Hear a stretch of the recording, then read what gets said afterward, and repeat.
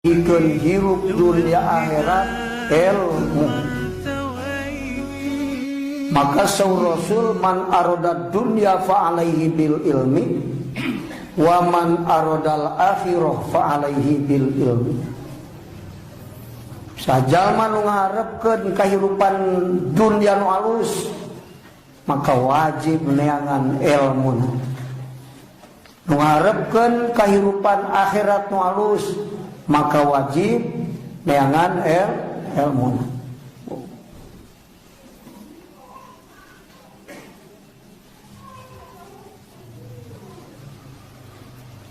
Jadi ilmu teh perkara nu pang pentingna.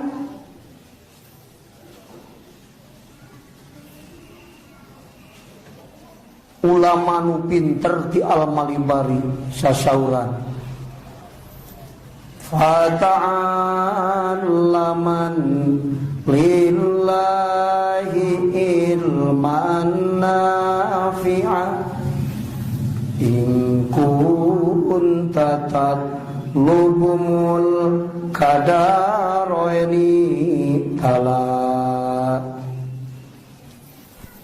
Tek aji ujang karena Allah ilmu manfaat, mun ujang hayang luhur pangkat dunia akhirat.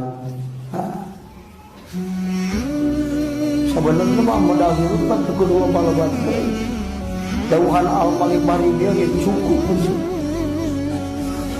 Namun hayang mulia dunia akhirat teangan ilmu man, tapi sing karena itu